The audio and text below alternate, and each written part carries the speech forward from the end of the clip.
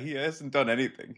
We need some music, by the way. He's just pitching. No music, no intros. We need intro so we music. Get, copyright strikes. We're never gonna get shouted out by the president at an EO signing ceremony if we don't get some fucking intro music. Is all I'm saying. This guy wants to be the All-In podcast so badly. Hello, everyone. This is episode 55 of the Three Body Problem.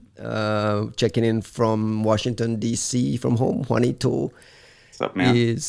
I don't know what he's stressing about. He wants to be on an executive order. How are you, buddy? I don't want. I've been on enough executive orders as far as I'm concerned. We're good. Costin is on vacation in Greece, but actually brought his microphone along, and he's all set up and ready to go. How are you, my friend? Pretty good. Look, the microphone is sitting on a fish. You see? See the things we do for you? Resourcefulness is what it is. The things we do for this audience. Quick update quickly. Juanito and I will be live in Las Vegas on during the Black Hat Week. If you would like an invite to a live recording of this podcast, hit us up. You know how to find us. We'll also be at Countermeasures in Ottawa in November 3 to the 7th as part of the Ring Zero training thing there. Super excited, looking forward to that. And let's start the show. Last week, right as we put up our episode, we got news of Microsoft Sharepoint zero-day exploitation in the wild. Costin, you want to kick us off and give us a kind of like just a quick overview and timeline of what the big findings were. We're about a week into it. A lot of people, Microsoft has already shipped a patch. People have already been mitigating. Fill us in on what happened. Well, first of all, I don't think the whole story passed. I think we're probably in the middle of the storm, and come next week, this will be exploited by pretty much every ransomware group out there. The only kind of, I don't know, compensation or, kind of reassurance would be that maybe not that many people have SharePoint running on the internet just like that. I mean, why would you put a SharePoint server? It makes no sense to put a SharePoint server on the internet. Like, just for historical reasons, I think SharePoint is 24 years old, and it was originally created. It was never intended to be on the internet. It was always designed to be within the local network, to be used by bigger corporations. NSA, of course, I guess, was using SharePoint, and we know that very well. And yeah, I mean, it was never intended to be on the internet. So if you have a SharePoint server on the internet, my first advice is don't put it on the internet. It was never designed to be on the internet for many reasons. And the vulnerabilities themselves only affected on-prem installations of SharePoint. Explain what you mean by being on the internet. Yeah, like if you run your own SharePoint server, which there's a lot of good reasons not to put your SharePoint stuff in the cloud, so you want to run it on-prem, don't let it like just openly accessible from the internet. Put it behind the VPN, put it within your local network, and only allow VPN authenticated users to reach your SharePoint server. Don't just let it sit somewhere, on the internet. That's one thing. The other thing is SharePoint is super popular. I mean, even we at our old job, we were being forced to use SharePoint. I'm trying to struggle. I struggle remembering anyone who loved SharePoint. I mean, everyone hated SharePoint. How you had to put like your weekly progress and all those things. Everything had to be in SharePoint. MBOs by SharePoint. MBOs by SharePoint. Everything had to be in SharePoint. It was terrible, honestly. Is any of this shit enjoyable though? Like, are people happier with Confluence or whatever bullshit everybody uses? It's a new SharePoint. Well, it's shifted into these new tools, Notion, all these different types of tools that people can use to do the documentation and so on. SharePoint is a replica from a previous era that somehow survives, right? Why do people use SharePoint today? I asked my wife. By the way, they use SharePoint in their company, and I asked like, "Why do you use SharePoint?" She said, "Like, we have no idea. We have to. Like, it's the only option. We have no other option. It's just legacy shit left over. The only option." What's that? It's like legacy stuff left over from a previous era in some old Windows shops that they're trying to like, I don't know why you'd be using SharePoint in this day and age.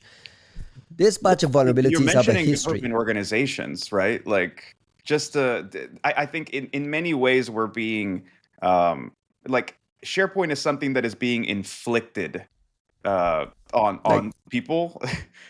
But it's also the kind of organizations that are very unlikely to do any kind of shifting, right? Like if you start it with this thing set up sort of externally facing, the chances that you're going to stop anything to make that change are Zero. unlikely. The chances that you're patching that thing well are unlikely. But I think so.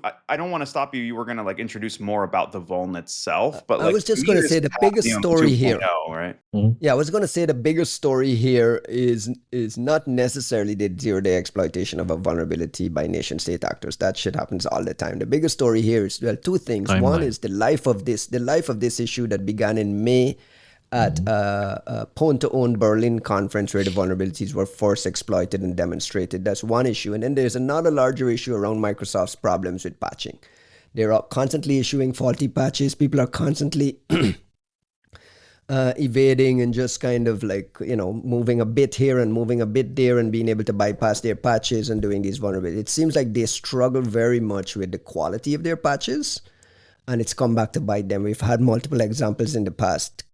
So let me start with the May 2025, the first time these things were first demonstrated by Viettel Cybersecurity, Vietnamese company that had their researchers participate at Pwn2Own Berlin. Pwn2Own Berlin is one of these hacking contests where people kind of show off their latest and greatest. Costin, can you walk me through a little bit of like the early beginnings of this? Who is this Viettel Cybersecurity people? Viettel is an interesting conglomerate. First of all, they're something pretty big, one of the largest telecom operators in Vietnam and contractor for the Ministry of Defense. And the Viettel Cybersecurity was initially part of Viettel, and I think that recently they were spun into a separate, quite successful, by the way, company, and respected all over the world for their red teaming work and vulnerability research and so on. And as we can see, obviously, they participate in competitions like Pwn2Own Berlin, and they are good like advertising, right, for their skills and their abilities. I think finding this bug is the best advertisement they can get. And their researcher Dean Hoan Kwa, I hope I pronounced his name correctly, reported this at Pwn2Own in May. In my opinion, a chain with two separate bugs, right? Of two separate bugs. Now they're known as CVE 2025 49704 and 706. And it took Microsoft about 2 months for them to release patches, which in my opinion, it's a bit strange that it took that long considering the potential for abuse. So the first weird thing in this story is that it takes Microsoft 2 months to patch them. And they do push patches for this in July, on July the 8th. And only a week later, on July 14, security researchers from Code White GmbH, a German company, they post on Mastodon on InfoSec Exchange that they were able to publicly reproduce the exploitation chain. So this is an interesting moment on July 14th when they push this on the information. I guess a lot of other researchers, when they see this is happening, they start probably poking at the code, poking at the patches just to understand what's happening. And then July 18, although Sentinel-1 says they first saw the signs on July 17th, which is super interesting in my opinion, as most of the others, I think including Microsoft, they said July 18th, 19th, so somehow Sentinel-1 has a bit better visibility here. Finally, the evidence emerges that this is being exploited in the wild by what is now known as at least three different suspected Chinese APT or targeted attack groups. At least 2 of them are for sure APT. The third group also does ransomware. So that's kind of, let's say, a bit unusual. But again, to see what's happening here, on July 18-19, although the bug was patched by Microsoft, remember on July the 8th, the new exploit attempts are basically bypassing Microsoft's patch because there's 2 new CVEs, CVE 2025 53770 and 771. That simply they are just both bypasses for the previous 2 that you discussed, correct. Right? And the bypasses, not only that, but the bypasses are kind of trivial. Like for instance, very trivial. 53770 is One just byte adding a trivial. slash. You add a slash and poof, suddenly you bypass the patch, which in my opinion, it's a bit silly. And by the way, there's a very interesting and thorough analysis by our friend Boris Larin. I think they have a very interesting analysis of these bypasses and the root cause for the bug that you can look up. They also And mention a fifth bug, right? and they mention exactly, and I was about to say that they also mention an interesting fifth bug, which is not mentioned actually in any other blog or paper. And in particular, that's a 2020 vulnerability that resembles these implementations, like the new exploit code, very, very well. So he kind of suggests that whoever implemented these new things, they kind of got inspired. And not only that, but the new patches also kind of update the patch for that 2020 vulnerability as well. So it's like a super more complete patch that Microsoft finally publishes again on July 19. Yes, They get the a new working patch, the patch for the They get a patch, the working. second They don't. patch. They had 2 months for one patch, and then they, that one byte just like oof, just got in the way, and then And we've seen this in the past with Microsoft. They've struggled with this print nightmare. They struggled with a lot of auto patching where they're constantly kind of repatching and saying this is an update for a previous patch, all because people are just reversing and exposing the fact that they're struggling to patch these things. One, I want to focus in a little bit on the mistake Microsoft threat intelligence team actually named. Costin mentioned it, but named these Chinese nation state actors. 2 of them are Linen Typhoon and Violet Typhoon. So we got some weather patterns here. Quickly, can we put that into context? Who are these typhoons? How does the rest of us know them? Harmonize them for me. I mean, they've been around since 2015. I think Microsoft was part of that bullshit initiative with CrowdStrike, right? Harmonize them for me, yes. No, fuck you. They're supposed to harmonize them, right? Like, I'm not a part of this group.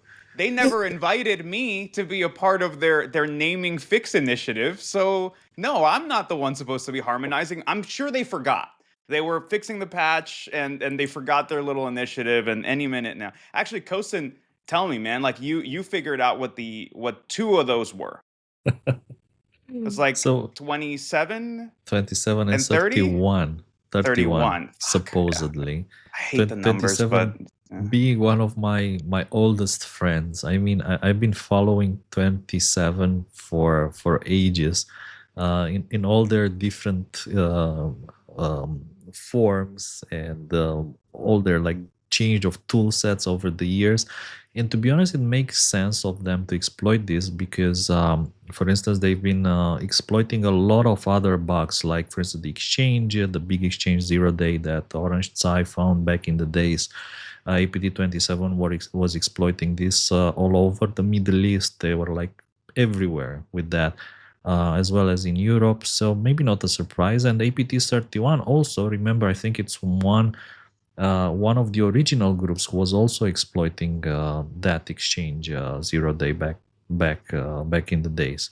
So maybe not a surprise that it's these 2 groups, if we are to believe again the equivalence and the harmonization of all things. Then there's of course this third group, which is a bit more mysterious. I don't know how Microsoft separates between these exploitation attempts. I did like, however, in the Sentinel-1 blog, you guys, you Juan, actually, you guys talk about the super no shell activity cluster. To me, that seemed the most interesting. So maybe you want to talk about that a bit.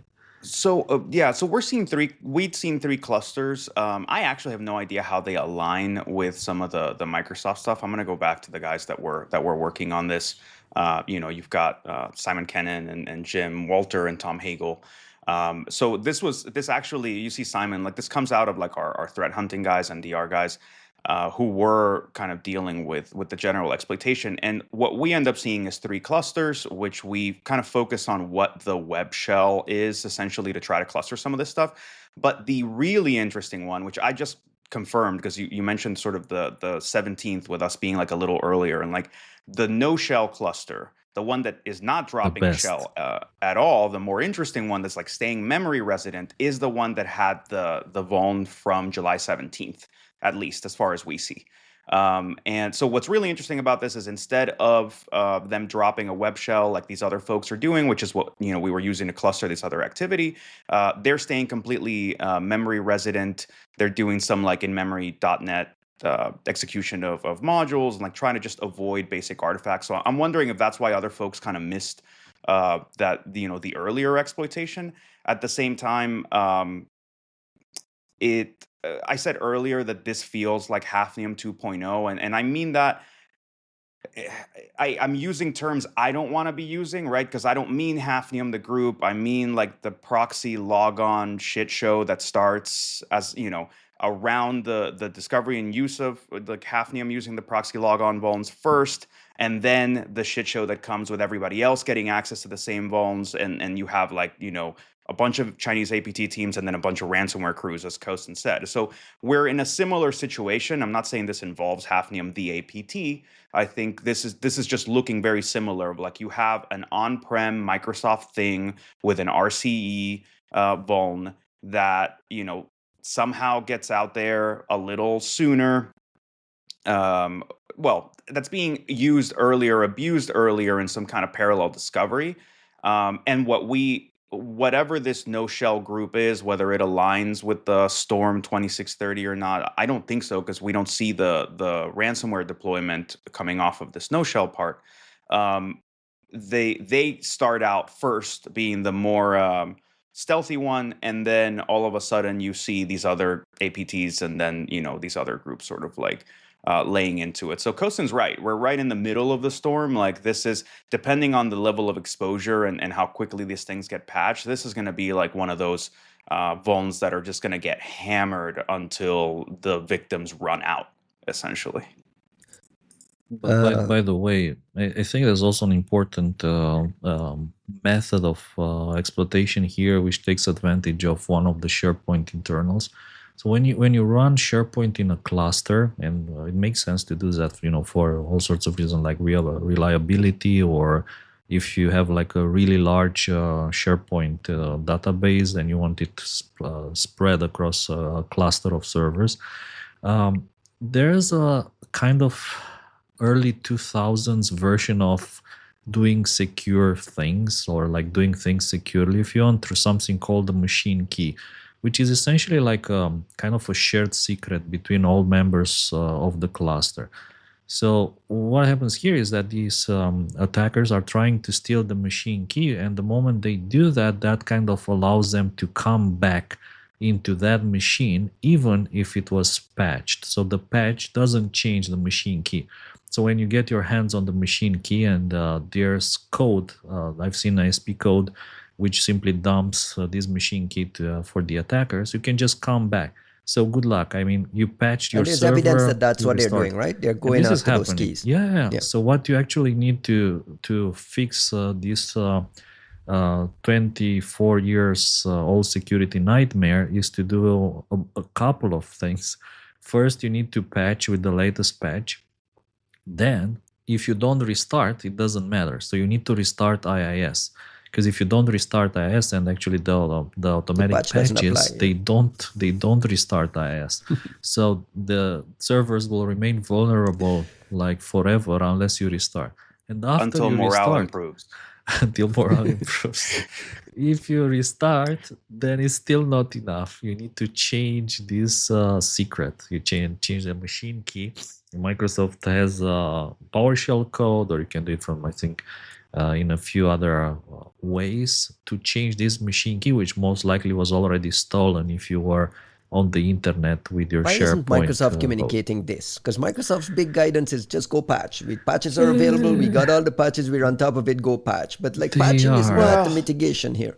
We're in the middle of the Microsoft storm as well, right? Right now, first they said they patched it, then they had to fix the patch, then they claimed they were on top of all the activity.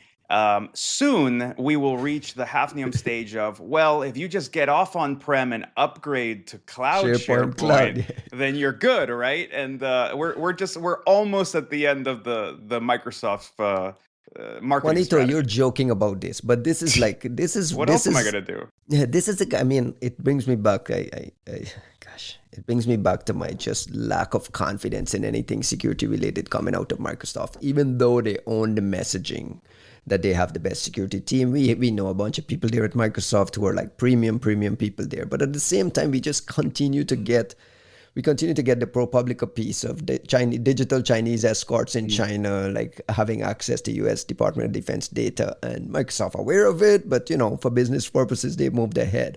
We got this faulty patching nightmare. We got Hi-Fi Lee on Twitter constantly complaining about trying to report Microsoft Office vulns to the MSRC and giving him, like throwing all the onus on him to reproduce it. It just feels like. And this is all in the midst of a Secure Futures initiative that is, we got 25 deputy CISOs now. Everything is under control. We're on top of things. And then constantly, week after week after week, you and I, we're on this podcast. Others are discussing this kind of thing. There's a larger issue here around just trusting Microsoft to get any of this right. They've had SharePoint for 25 years. They've had an MSRC and a security program, a prominent security program for all these years. Is this something that you just can't get on top of? Am I being unfair to Microsoft? No, I don't think you're being unfair to Microsoft. I'm sure Microsoft would say otherwise, but you just touched on a series of points, and I think they're all important and they're all very valid. But I'd like to separate sort of like Microsoft's executives' approach to security and the decisions that get made at that level from MSRC and what's happening at MSRC and like their management of vulnerabilities. For the MSRC one, I would point everybody to Ryan Narain's keynote at Echo Party, I want to say 2 years ago, that addresses some of the evolution at MSRC and some of the changes. And I think it is really notable. It's not just to toot Ryan's horn, because he will never tell you. He probably won't even put the link in the description. But it was a really good way of like approaching sort of this idea of like, look at how things have evolved at Microsoft as far as security goes. And it's notable to look at how essentially Microsoft was the pioneer, particularly under the Katie Masuris days, of approaching vulnerabilities in a better way, approaching vuln developers and vulnerability researchers as human beings and collaborators, and kind of embracing the notion, right? You create the bug bounties, you try to get ahead of certain incentive structures, and a big part of that was, okay, we're going to ask people for all these vulns. How are we going to get ahead of them? How are we going to fix them? How do you do? There's a relationship management element to it, which is not easy, right? Like vuln researchers, like the rest of us in the security space, are particular creatures. Maybe they're even more particular in some cases than others. But the bigger problem here is actually that validating vulnerabilities is hard work. It's something that we talked about in particularly when we were talking about the NVD, the National Vulnerability Database, and like what's going to happen there, and why don't other people do it, and why doesn't government just keep footing the bill on this one? It is really hard work to validate vulns. It's slightly easier when they're scoped down to your company, but you're still talking about a certain amount of setup and all these things that have to go into replicating these things.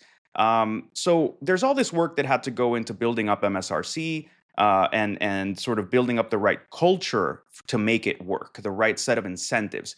And then what you see is, I think there's an era, I don't know the years, I don't know how to time it, because it really wasn't my time, but there's an era where MSRC gets its shit very together, and people seem very happy, at least to some degree, with their ability to like send stuff to Microsoft and get things patched. And we were getting all these like great events at Black Hat where like you could see that community had developed around Microsoft's approach to security.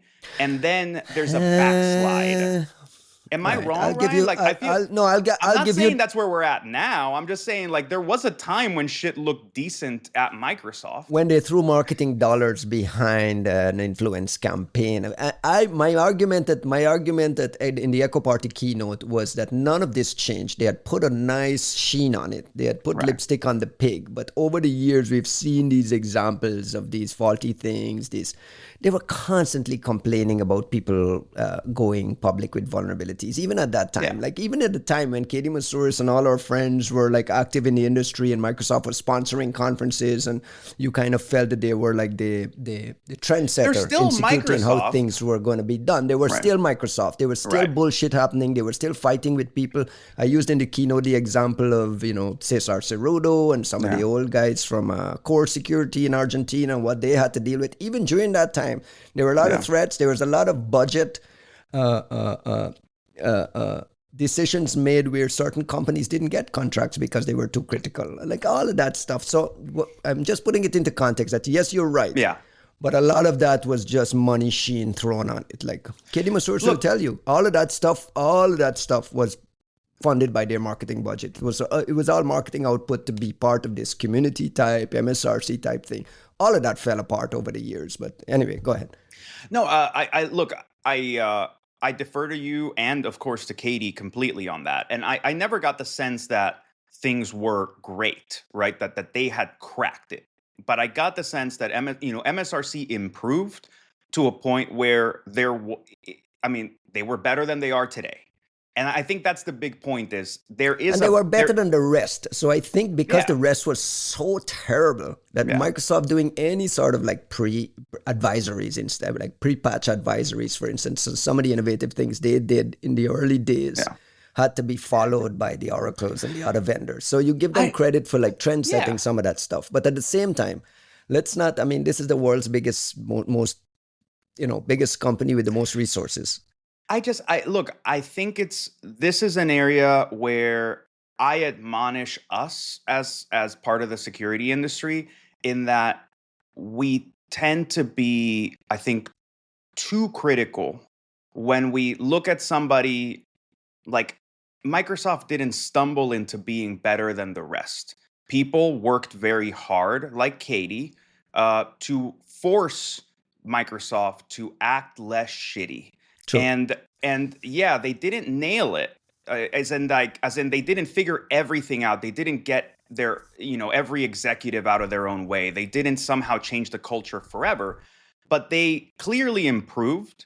And I think it's really important to note when people improve, whether it's for marketing, whether it's wherever the dollars come from, because now they're backsliding and they have backslid a lot.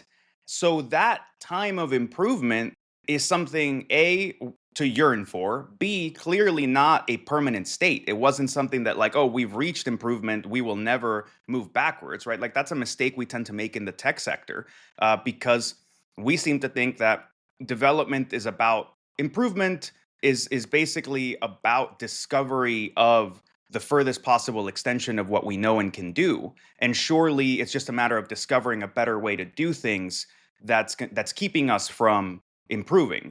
And that's completely false. And you can see it in the security space most of all. There were better security solutions for certain things 10 years ago than there are today.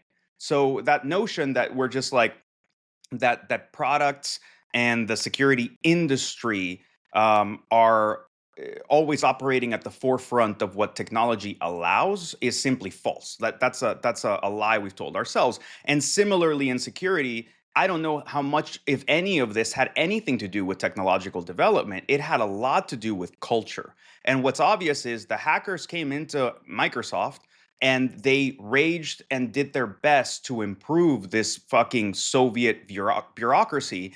And the hackers are now gone for the most part.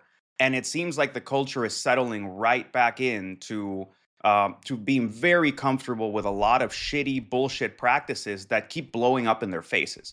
And I'm glad they're at least blowing up in their faces, but I am really disturbed because this isn't like the revelation that MSRC is in a shit place. We've been talking about this for years now, for literally years of like, hey, really good vuln researchers that are known, that have worked with Microsoft before, say that they can't get vulns patched by Microsoft. We're getting all these broken patches from Microsoft. We're having a really hard time getting any semblance of accountability or sharing for certain types of threats.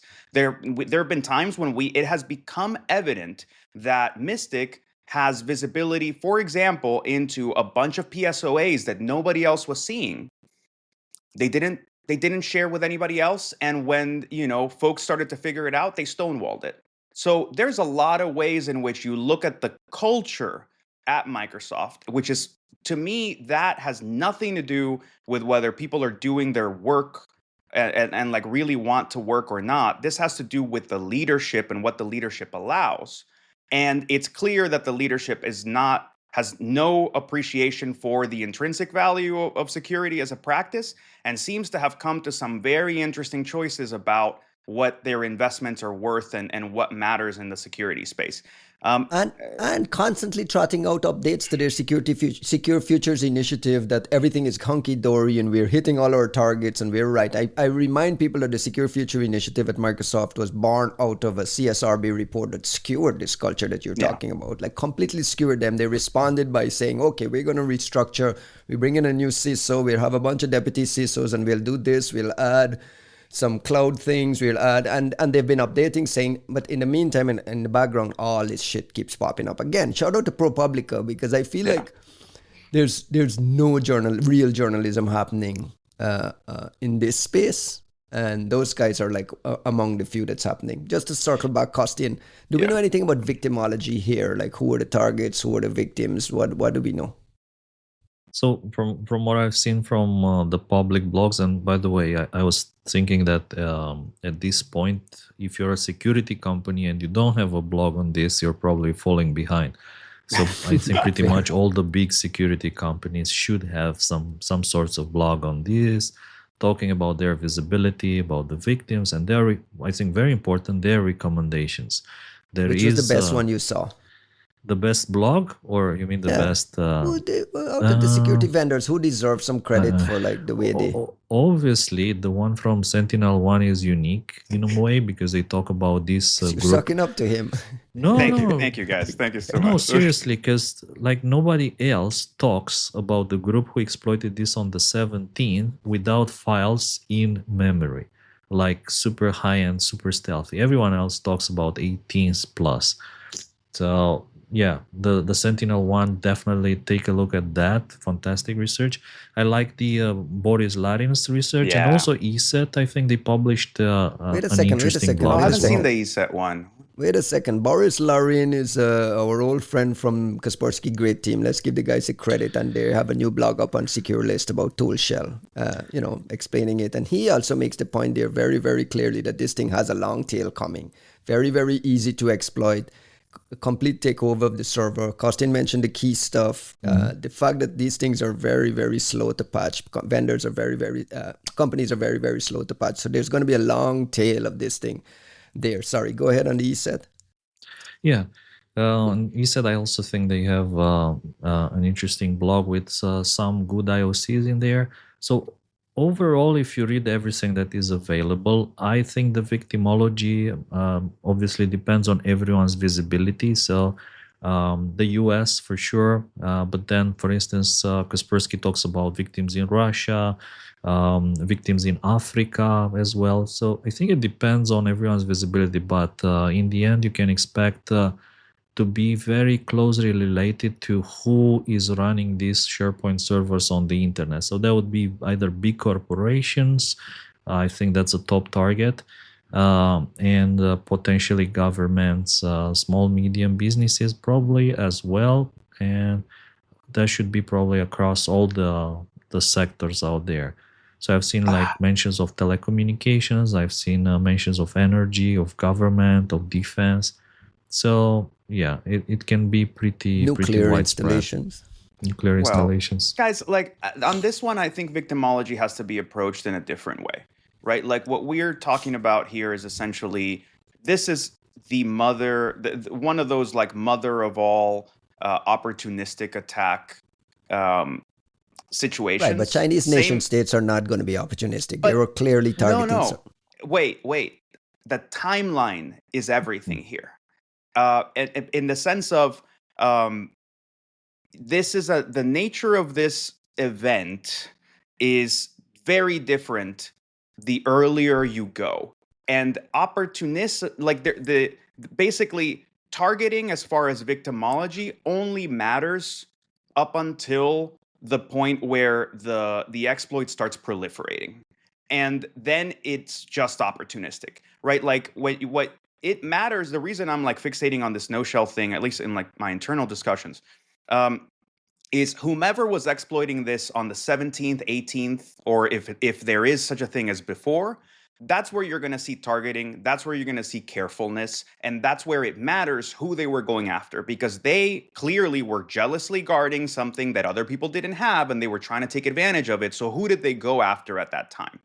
The minute this becomes, starts proliferating beyond 1 or 3 original threat clusters, the minute you see ransomware hitting the streets through it, then targeting does not matter anymore. In my view, it's just opportunism. It's what is out there that's available to be exploited. And that's why I said, like earlier, I joked, but like the long tail of this is as long as there are people, basically victims to be hacked. Because why wouldn't you? You're telling me that there's an internet-facing server that's sitting there with an exploitable vulnerability. Why the fuck wouldn't I hit it? Right? And why wouldn't it get hit? Not by one, but by every single actor. So basically, this is going to happen until the ransomware crews force these SharePoint servers to get upgraded or to get taken off the internet. Like that's it. And everyone changes all those keys that are being snapped. Yeah. And one other thing I wanted to mention, since in the narrative about MSRC, and also the credit to Kaspersky, to Boris's blog, was there mention of the CVE 2020-1147, which I thought was super interesting insofar as like when we're talking about how MSRC is doing and what's happening at Microsoft. Like you're talking, is this like a full-on regression, or is this just like a, hey, same style of attack and they did? But I don't know, Ryan, if you wanna, are you comfortable introducing that one? The Boris Laurin connects all of this back to CVE 2020-1147, which is a remote code execution vulnerability in .NET framework, Microsoft SharePoint, and Visual Studio when the software fails to check the source markup of XML file input. Why did he connect those two things, Costin? Why is he, what is the, I think the point he was making is that this triggers a memory of this previous 5-year-old thing. Juanito is suggesting that maybe all this new stuff is a regression of that 2020 thing. Is that the point he's making, or is he just kind of finding similarities? What I would say is, but there's something that happens a lot in this field, which is when you research something, you immediately, oh, this reminds me of that thingy. Blood in the water, so, yeah. Yeah, it happens a lot. And sometimes it's either because like the same guy wrote the exploit, or it's like the same people who researched that vulnerability and ended up implementing an exploit for it. Or simply that people, they learn from older exploits. They look at older exploits to learn how to code and how to exploit new ones. And they just as a researcher, when you're code. looking at it, is it naturally comes easy, or do you have like it comes instantly, right? The best researchers in the field are those who remember all these things. So whenever they look at something new, they immediately connect it to. You notice how he's calling himself the best, right, Juanito? Because by the way, that is what Costin is revered and known for, the ability to like recollect something from 2018, a piece of code on a piece of file or something. We're looking at Hugh. This is the first time we open a sample ever, and like he looks at it and goes, that string was in a 2017 sample of Chinese Lucky Mouse. And you go, thanks, man. That's speaking of Lucky epic. Mouse, by the way, you mentioned APT31. ESET were the only folks who can harmonize this to Lucky Mouse. So can you guys confirm that this is actually what we've previously known and documented as Lucky Mouse? I'm hoping Kostin can, but I see him Did we frozen. lose him? He's been frozen. The minute we started to call him out on like giving him credit, he froze. So the Greek internet is not having it.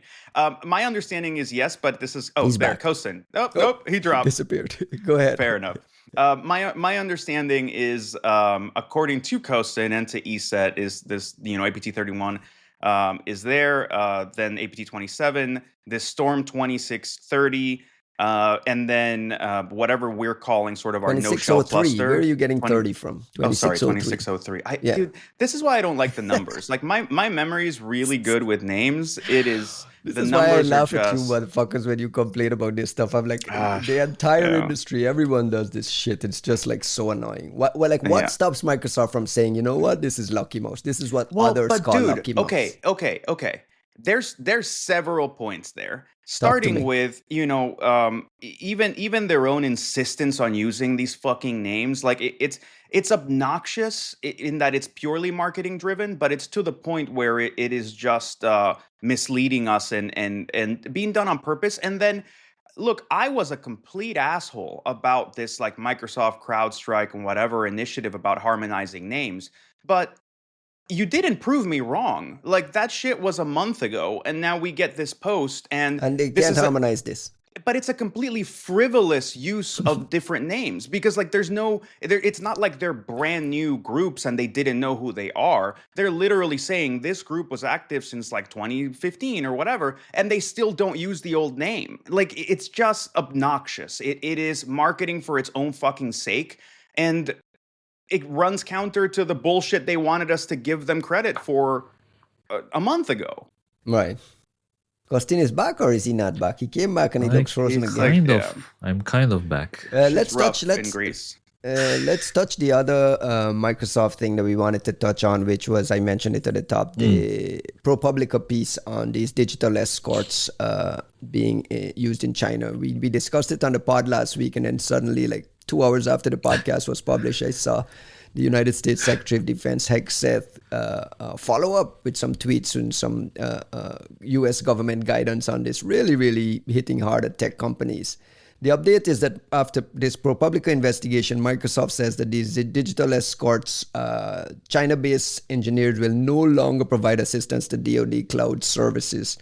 Frank Shaw, who's head of Microsoft Communications, says in response to concerns raised about U.S. supervised foreign engineers. So they're making the point that this is U.S. supervised foreign engineers.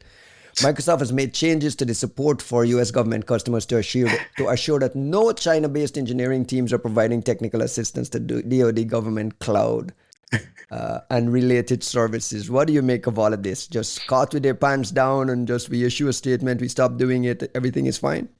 I mean, they're obviously caught with their pants down. They're not even denying it, right? They're just like there is. I appreciate that this VP is just coming out and saying, "Oh, we'll make sure that doesn't happen." And you're like, why the fuck was it happening in the first place? You're also kind of cagey about whether what you mean is just that. Oh, okay, we won't use Chinese ones then. You're like, so they're going to be in India, right? Like, what the fuck? Microsoft's language is always very precise. And in this case, Frank Shaw is saying we've made changes to our support for U.S. government customers to assure that no China-based engineering teams are providing technical Does that mean that we have digital escorts in Hungary? Does that mean they're in Vietnam? Does that mean like wherever they're cloud? Like why is this wherever they're cheapest? I mean, look, here's the thing. And I understand that a lot of people are at war with this administration and they just want there's like this kind of never Trumper approach to whatever. I don't care about the particular, parties in politics right now.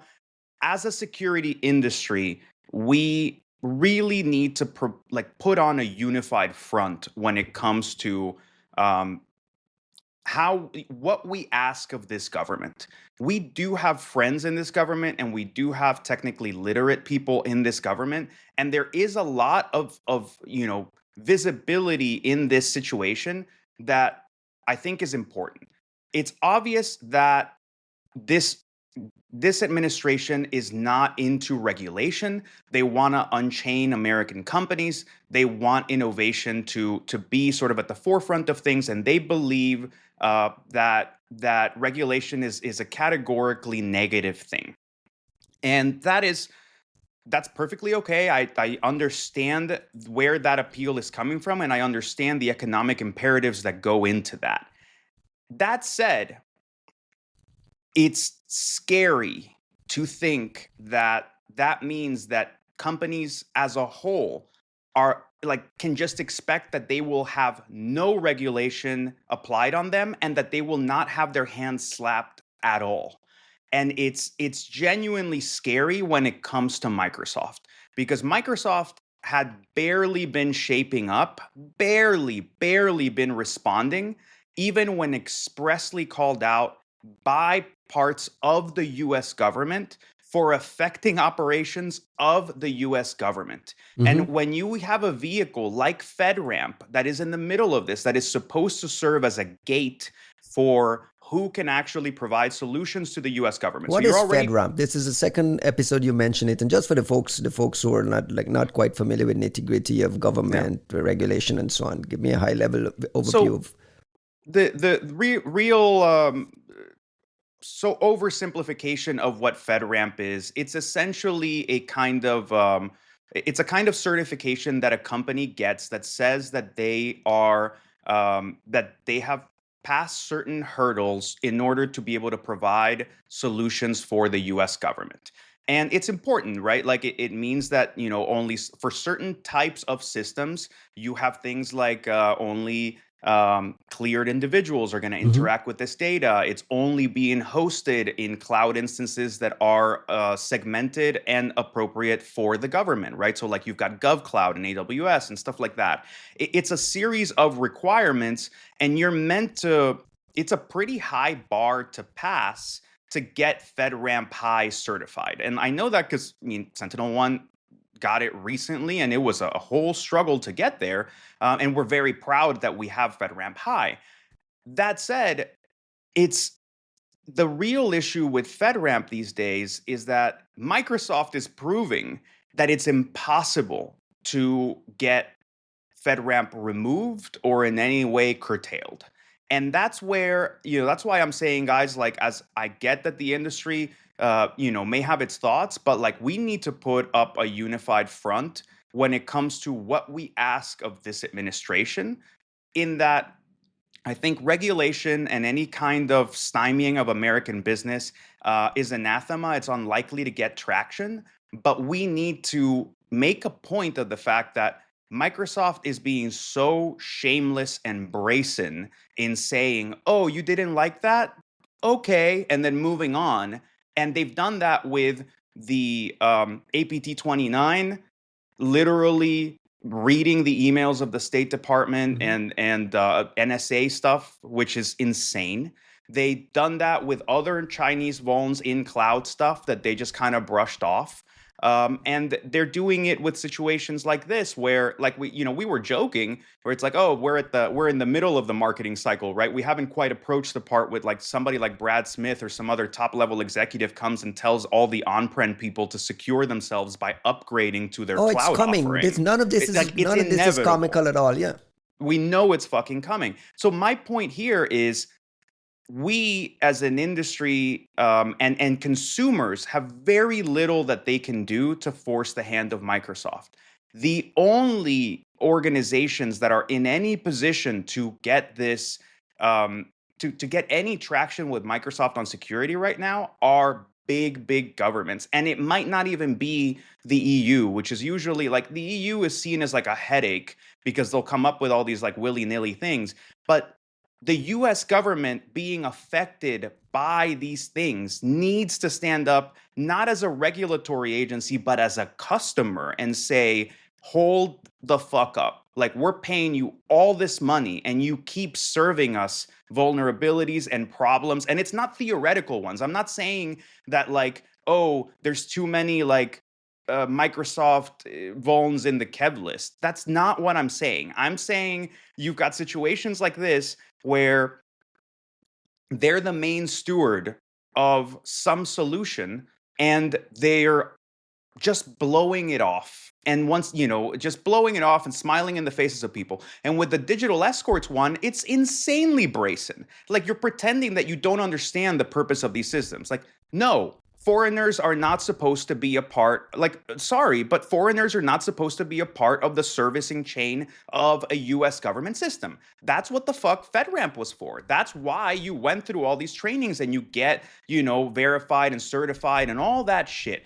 And there's even, I would even start to ask questions about where this data is, where these systems are, where are they being hosted? Because clearly the people at Microsoft don't give a fuck. And like you have a VP confirming essentially that this was happening and then mincing words about how they're going to fix it, quote unquote, and still not even committing to like the hit to the bottom line of saying only Americans that have gone through X, Y, and Z are going to service these systems. They didn't even say only Americans who've gone through X, Y, and Z were servicing this system. ProPublica's wrong. They got confused. We do Chinese engineers for other things. We would never use that for no. They just fucking said, yeah, okay. Oh, we didn't think you wouldn't like that. It's like, what the fuck is going on, and man? Worse, they knew because it was documented that in the very beginning they knew that this was problematic, but they pushed through with it anyway because no one really pushed back. I want to just mention quickly, there's a Senator Tom Cotton letter to Hegseth that basically asks for the same things you're mentioning here. He says, listen, by July 31st, I'd like you to produce a list of DoD contractors that hire Chinese personnel to provide maintenance and other services to DoD systems. A list of subcontractors that hire digital escorts from Microsoft. So this is also another little thing. If he's asking these questions, he's already read in and he's aware of what the implications are. A list of subcontractors that hire digital escorts from Microsoft or any other entity. And the training contractors or subcontractors provided to the digital escorts. And then the other thing he mentioned is any recommendation for closing existing loopholes in FedRAMP requirements, which suggests that this was not a strict requirement under what FedRAMP is. Costin, you're back. You got some quick thoughts on the ProPublica piece and where we are? There's two things here which I was thinking about. First of all, I was wondering if you are a digital escrow, assume that you are, and someone in China does something bad and you don't see it, are you legally responsible for that? Like in the end, it's your responsibility to spot any kind of malicious activity, and if you didn't spot it, maybe you can be accused of, I don't know, facilitating the malicious activity. So I would be, I don't know, cautious. I think that people who are working in these roles, they may be probably under some kind of stress or potentially risks, if you ask me at least. Come on, man. The company itself is not under any kind of liability or concern. Yes, you think but the individuals? The company, no, but the people, yes. Because like in the end, when you need a scapegoat, it will be like the small guys. And potentially not all the small guys, but those who read it to ProPublica. Those will be the ones who will get punished in the end. And you know that. This is true. And there is no doubt in any of your minds that these digital escorts are somewhere else in addition to China, right? Well, I mean, they're not in China, I think. They're in the US, so obviously. So let's be clear. Let's be clear on the terminology, right? The digital escorts essentially are the Americans who are reading over the logs of what foreign engineers, in this case Chinese engineers, soon to be not Chinese engineers but not American engineers, are doing. And part of the original ProPublica story that was really interesting was saying, like, just from the way they described it, they're like, well, if they run a script that's called help.bat, then we assume that it's something good, but we don't know if they're running something else, which means that the digital escorts are just looking over logs. Like, it's just metadata of what these people are doing. It's not like they're like escorting by looking over their shoulders and shit. Like, this is some weak ass compliance stuff. And it's why I'm saying, like, I think, Kostin, I don't think you should even go so far as to tell the people that work there that they're under any kind of concern, because I think Microsoft is acting as if there is absolutely nothing negative that come to them as a result of this situation. And I think if we don't prove them, is that a fair stance to make? Right now it is, unless the government, unless David Sachs or somebody else in this administration, the NSC, anybody in the US government comes out and says, hold the fuck up, this is not cool, then there's no reason for them to think otherwise. It feels like it's just politicized against big tech instead of being like a very specific, let's fix this specific issue. Well, so I think it was great. Look, I was happy to see the Hegseth video. It just insofar as, like, I was impressed that somebody was paying that it was being paid attention to and being just brought up. I'm so glad it was brought up and taken as part of the conversation. We didn't hear, oh, fake news, whatever. It was like, oh no, thank you for bringing this to our attention, ProPublica, Microsoft, what the fuck? And that was awesome as a first step. Now, where's the other shoe, right? Is Hegseth going to say, oh, thank you for confirming that this is being done this way, but no, fuck you. That's not enough of a solution, and we need you to account for what's been done here and why we hadn't heard about this before, right? Like, we're in the middle of this one. And the other bigger problem is that who else can provide these services to DoD? It's like it's either Microsoft or maybe AWS, and there's two vendors, right? Well, it's AWS, it's AWS, Oracle, and Google, right? That's what I'm saying.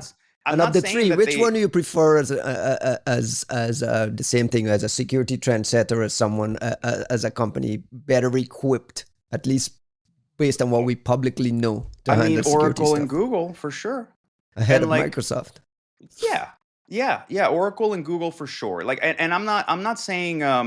First of all, I'm not saying they have an equivalent solution. I don't know that that's the case, right? I also, I'm nothing against AWS. They're so quiet that I have no reason to trust them about anything, right? Like, we don't hear about any kind of like issues at AWS or AWS GovCloud or any of that shit. We don't get ProPublica pieces either. I mean, well, I just means no I one don't is snitching. know. Yeah, I don't know. First of all, I don't know if anyone's snitching. I just think that Amazon has out-Appled Apple by just being like just a tomb when it comes to security. And it makes me wonder if they even know, because one of the most effective solutions in this racket is to stop looking. And then you go, no attacks as far as we know, no vulnerabilities as far as we know, no issues as far as we know, no patches. There's no patches. We're not on any of these lists. You don't worry about Patch Tuesday, bro. There's nothing. And you go, is that because you know or because you don't want to look? And they go, don't worry about it. It's like, okay. Justin, anything we missed at all on Sharepoint? Very important point here is that Hegseth never said ProPublica. He said some media organization reported. He didn't give them credit. Would that be nice to give them credit? Yeah. They're not going to get credit. They're not going to get credit for this study. Hey, look, for sure. in this administration, that is the best kind of credit. Hey, you got a shout out, man. You got a private shout out. They didn't tell you that you're distorting reality or the universe or morality. We'll take it. And frankly, look, you can say whatever you want about Pete Hegseth. We've said plenty as far as like the Signal chat, whatever thing, but like, as much as I don't love the format because it makes it seem silly and not important, I still love the quick response. Somebody wrote an article about something that we saw articles like that during the Biden administration, a dime a dozen, and some of them got responses, some of them didn't, but almost none of them got clear admonishments. You didn't get like a... There's a little piece here. There was some Laura Loomer coverage of this on the Twitter sphere, right alongside the ProPublica piece. And there was some other components to it that triggered the fast response, because that's why I said it seems to have been politicized as, oh my God, big tech is dangerous.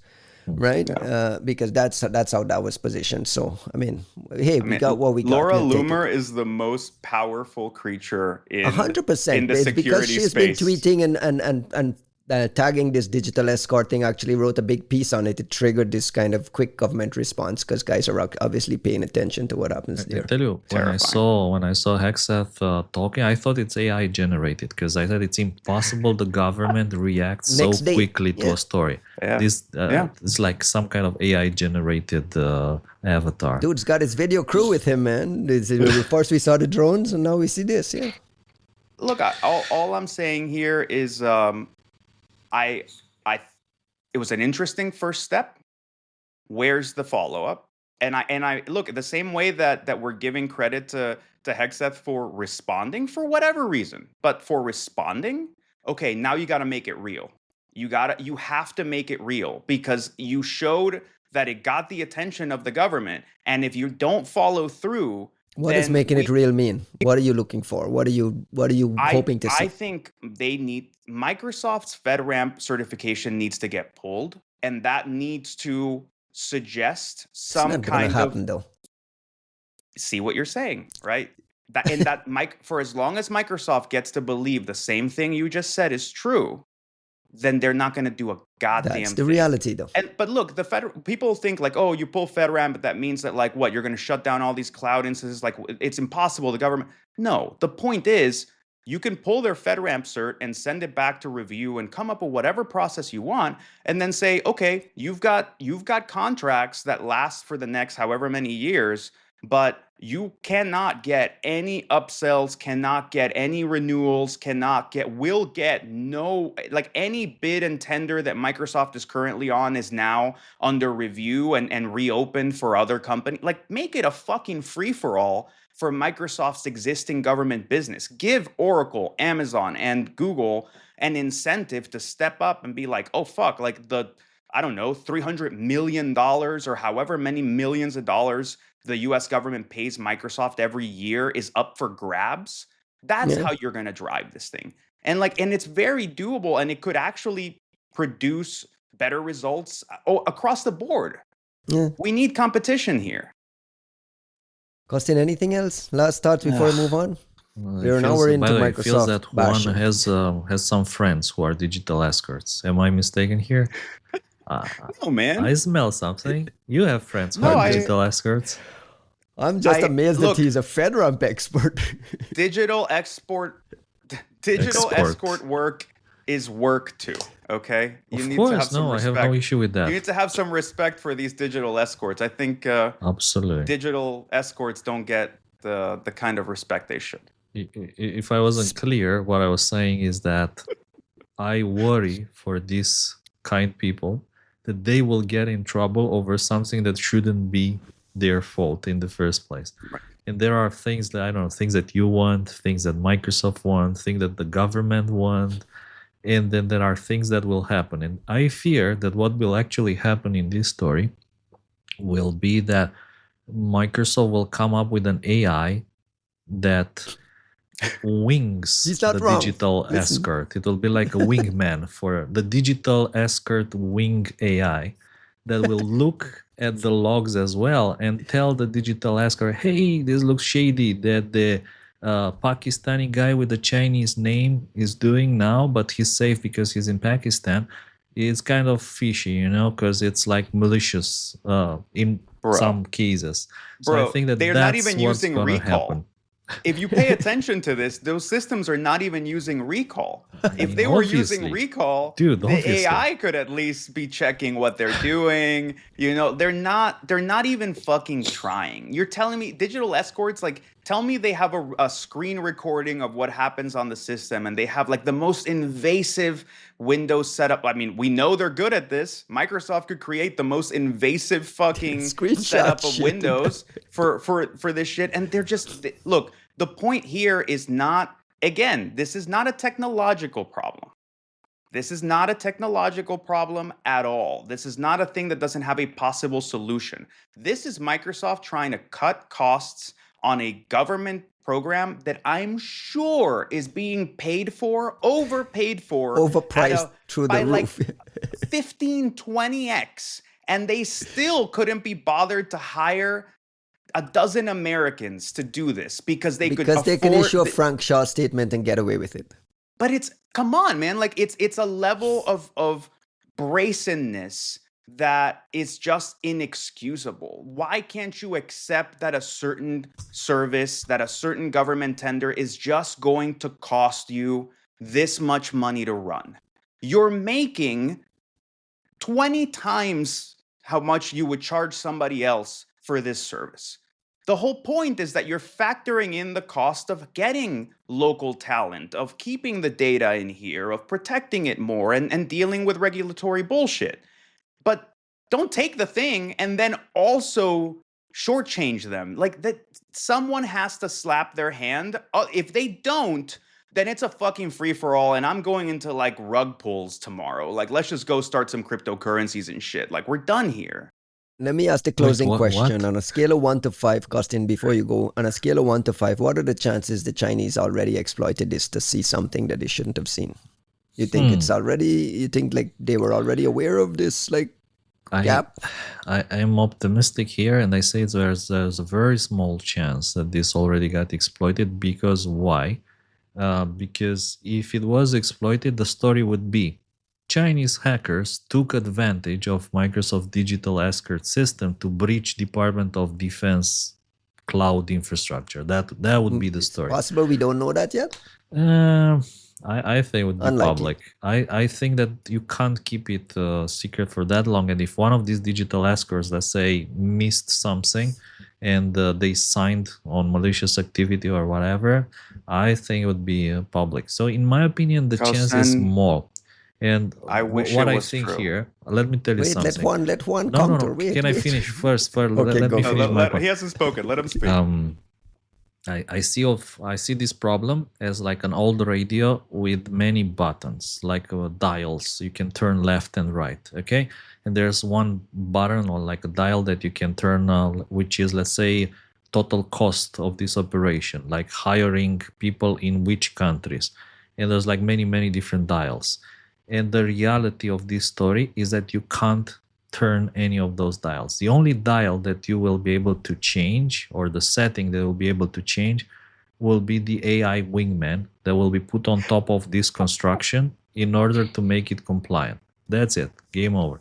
The others, you cannot touch them. You cannot touch like how many people you have, or the cost, or the price, or the all the investments and everything. That's untouchable in my humble pessimistic opinion. The only one that will change, the AI wingman. Juanito, you're saying that he's being naive. No, I'm not saying he's being naive. I think he is expecting this shit to make sense. And I actually have witnessed in the past 2 years, less than 2 years, I have witnessed Microsoft hiding vulnerabilities that were affecting the US government and other people, and I'm not sure they ever got called to task. And the only way those vulnerabilities were discovered were through means that just so happened to be opportunistically available somewhere in the halfway mark between the attacker and Microsoft. And they didn't say shit. They didn't tell anybody anything. They didn't do anything with that. And it affected Gov and other folks. This has been the issue with cloud and cloud regency that I've been discussing for like a year, at least on this podcast. If you remember, like the first 6 months of the podcast, I wouldn't stop raging on the cloud providers. And it was because of situations like this that we kept running into when we were like, look, we know of a vuln. We know that it's being actively exploited. We know it's affecting these people. Let's go talk to them. They told us to pound sand. They're not going to fix it. What do we do now? Right? Do you go to the press? Do you that would put some pressure, but not enough. Do you go to the government? Are they actually, what part of the government is going to do anything about it? And the scary part was that this whole system of accountability depended on bystanders who happened to be lucky in having the telemetry, qualified in having the ability to verify what it was, suicidal in being willing to put their own careers at stake to go hold a mega company to account. And even then we couldn't get change, but it was also the only way we found out about it. And that's the really scary part when it comes to governments and sensitive organizations being dependent on the cloud, the new cloud rentiers or whatever, cloud landlords, I should say, for any of their sensitive infrastructure. You actually have no rights. There is no bill of rights or whatever the fuck it is as a cloud customer, and it shows. They are showing you that they can just tell you to go. They can tell the U.S. government. They can tell the Department of Defense to go fuck itself. What is any other customer going to do? What does a medium-sized customer expect? And this is why I love the CSRB. And I hope, I saw, by the way, R.I.P. Sean Plankey's nomination is moving through the Senate. They actually had a hearing yesterday, so we might have a new official head of CISA soon. And I hope, I mean, one of my asks, if anybody listens to me, nobody should, but if anybody listens to me, is like, restart the CSRB. Even if we don't get, the power to make things, to change things, at least we get all this stuff documented. They're gonna put Laura Loomer on that bitch, and then Yeah. I gotta ping Laura Loomer terrifying. to ask It's for the gonna be- CSRB. I guarantee you we get it. It's Let gonna me be switch like gears the quickly. McCarthy of technology. Isn't she busy with the Custody. Epstein list nowadays? Probably. There's no list. Let me switch gears. There's no Last list. week you guys skewered Google Big Sleep AI, and our So- friend chief at Mandy and John Hultquist actually tweeted at you, Juanito. Hilarious feedback on this from the Three Body Problem podcast. This was a big win from Big Sleep and Intel, and as much as we'd love to offer the full details, sources, and methods, concerns precluded. We just couldn't sit on it. Trust me, Juanito. This is a whole new era. So you got the trust me, bro, from John Hultquist on Big Sleep being a real significant blah blah blah. Do we go with the trust me, or do we still demand? Let's treat this one more personally and less rapidly, right? Like, I do trust John Hultquist. I like John Hultquist. He's my friend, and I do trust him. And frankly, and I said it during the original discussion, I trust Mandiant. I've never looked at a Mandiant post and said, well, this is bullshit, right? Like, Project Zero as well. Saying. Project Zero is very involved here, and they have the reputation and more so. Project Zero has like a sterling credibility when it comes to these things. Speaking on a more personal level, I frown at the execution. I think that now I'm speaking as a peer and somebody who's also involved in marketing for a partner organization. We have, SentinelOne and Google Threat Intel are like massive partners. There was a way to position this that could have actually gotten everybody excited. And I'm sure that there's Intel equities involved. I also know how oversensitive Google can be about those Intel equities, but I think Hultquist's excitement mirrors Dave Itel's excitement, mirrors my excitement, mirrors Sean Heelan's excitement about what AI can do. And it's not like we doubt that it can do it. I'm sure that there's a sources aspect of this that makes it so they don't want to talk about... What could be a sources and method access to this? Oh, this gets really, really simple, dude. Like, if they... let's say that the attackers were leveraging some Google coding platform, some Google AI platform Gemini, to answer questions. Yeah. They were testing out, something in a particular kind of cloud environment that there's visibility into. Somebody they know reached out and said, "Why the fuck wasn't this in the blog post?" But that's my point. Exactly. They are like, there's a version of sources and methods that I just think they were overzealous with it, and there was a way to be clever that would have gotten the point across without really driving the skepticism. Right? Yeah. Right. The way it was done, it was too trust me, bro. You just got to give me a little bit more so that Moreover, the issue here is you're trying to tell us that something new has happened, which means that we need to reassess our assumptions about what's possible and likely in our space. Correct. You can't you need to give us a little more insofar as like, what does the scaffolding of this thing look like? Because what you could be telling us, like, dude, sources and methods, Ryan, you want me to tell you sources and methods? It could be somebody that fucking works at this APT and they're trying to get the fuck out of there and they want a job at Mandiant and they're like, yo, to prove my bona fides, here's like, they're trying to go build a vuln in that direction. I'm not saying that's what happened, but I'm saying shit but there's like a variety happens. Of things, yeah. The point here, though, is I think you're trying to say a more complex thing than AI validates or solves or fixes or fixes vulnerabilities, you're trying to say AI is at a point where it can preempt the use of exploit, like the weaponization of vulnerabilities into exploits.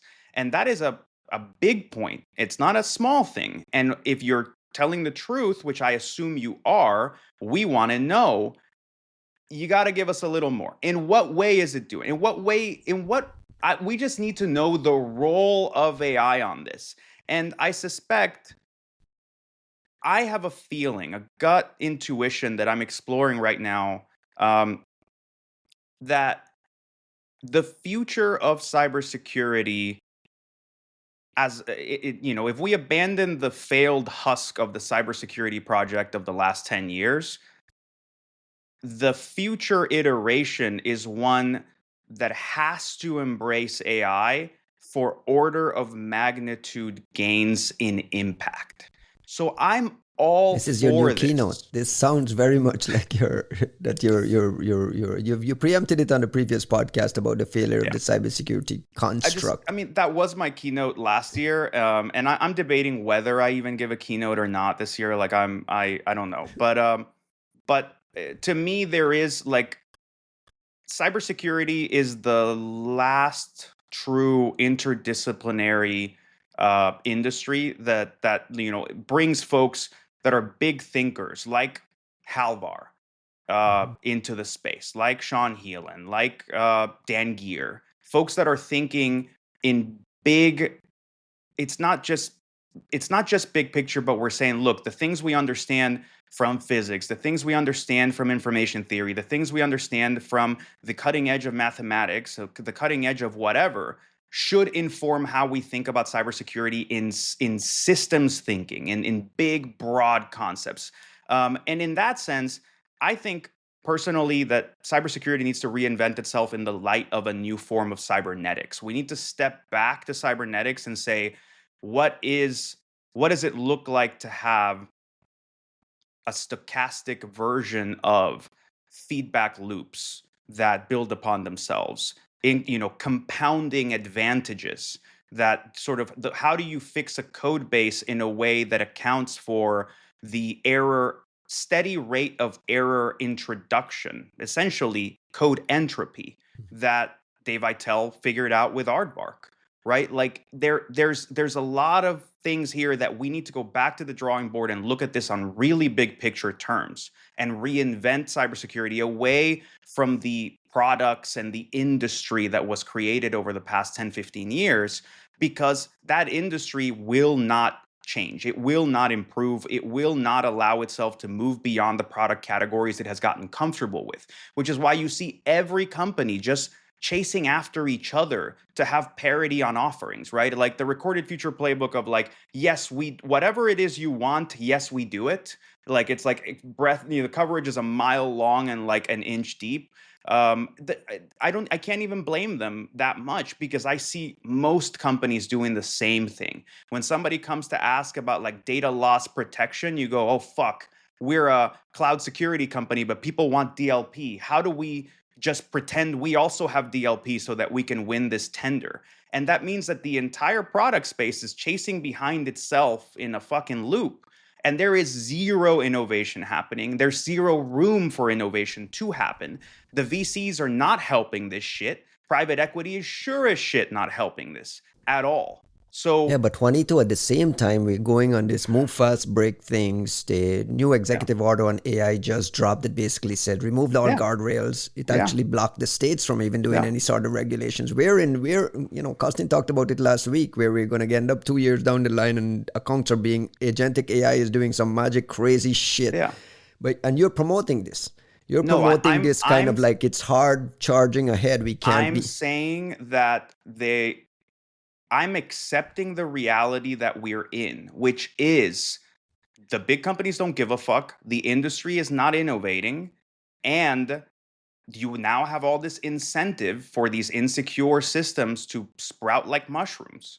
And we need to get away from this almost like this is going to sound so fucking like Republican-y. Make it sound. This lefty idea that the way to secure things is to slap the hands of people that are doing insecure things. We need to get the fuck away from that. You're wrong. No. I'm not saying we don't do it, but it cannot be the primary function of people attempting to do big picture cybersecurity to go, how do I force people to comply with a better way of doing things? I think we've tried it, and we still need to keep telling people when they're doing the wrong thing and tell them what the better thing is.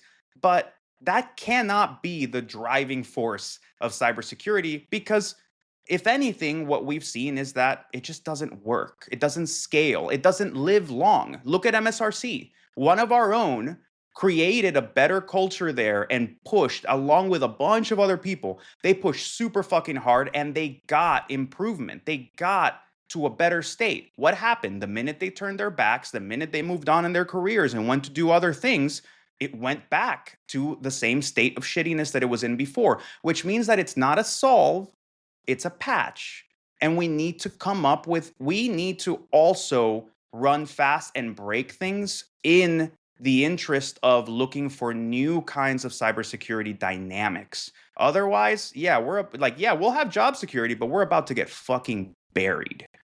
The knock costing on this was the article. The article didn't have anything. There was just a line there, and it was pushing you to some DEF CON speeches and black hat talks in Las Vegas. But the reality is, as John Hultquist says, is working from artifacts gathered by Google Threat Intelligence, Big Sleep was used to identify a vulnerability before actors could ramp up exploitation. He says it doesn't get better than this in Intel. Like, he is, I mean, we trust bullish. John. John is obviously not going to be lying about this. John is bullish. Is there a way to be bullish and to be excited about this? Withhold methods and whatever stops you from going fully public, and at least documenting something that gets the rest of us excited beyond trust me, bro. I think it absolutely is a possibility, and my hope is that we get a Project Zero blog post follow-up that talks about the vuln, obviously, but also Let's demand it. Well, what I want to see, I don't give a shit where it came from. Hultquist is listening. John Hultquist, Russia, if you're listening. No, this is just me saying, like, I believe Mandiant and Google in general has done something really special here. I don't need to know where it came from. You can take the precog part of this out of it completely. I want to know more about Big Sleep's performance and success parameters. And that's what matters to me. What matters to me is what role is the AI playing, and what has Google learned so far about how LLMs materially improve the conditions. Under what parameters do LLMs work well, right? Like, there's only 2 places on Earth, maybe 3, that are doing this at scale. And what they learn is gonna mean it matters a lot. We need some reports, essentially, from the people that are doing this work, letting us know what we can expect from the future. Costin? I thought it once said a lot of interesting things, and I was also thinking that this blog can definitely be written in a better manner. I mean, I would probably be able to write in such a way that makes more people happy, if you want, by providing some details that make people happy and don't tip the attackers. But in this story, I would settle for a private talk from John at one of these good conferences, like give me a key. LabsCon or PivotCon or SOS, State of Statecraft. Sorry about that. Statecraft. I would settle for a speech at any of these events, which talks a bit more in a safe environment. But what Juan keynote said, offensive AI con or something. Yeah. What you said, Juan, also I thought it was important about the scaffolding, and we are living in times and at the moment where you can still push back on stories like this, and it's important to have that pushback, and it's important to kind of define the scaffolding in such a way that creates a better, more secure future where people are, I don't know, more happy. And speaking of scaffolding, it was just a few days ago, Fantastic movie. Highly recommended. Return to the 36th Chamber of Shaolin with Some Gordon Chinese, I Liu. knew it. Oh my I knew it god. was a All kung fu about movie coming. scaffolding. It's all about scaffolding. Go watch it. What's It's the name on of YouTube. it? Return of what? Return to the 36th Chamber of Shaolin with Gordon Liu. Fantastic Isn't movie. that a Wu-Tang album? I was just Could gonna say be it sounds because like a Wu-Tang, Wu-Tang they song. were all about these old Shaw Brothers. 36 kung Chambers is fu. Wu-Tang. Yeah, Mick absolutely. Bacchio is gonna, smack me for not knowing this Go off watch the the cuff. movie. But It's a masterpiece, and Gordon Liu was absolutely fantastic in that movie. And it's all about scaffolding and what that teaches you about art. Ah, nice. I'll go look at this tonight. All Free right, on guys. YouTube. All right, Well, guys. The other.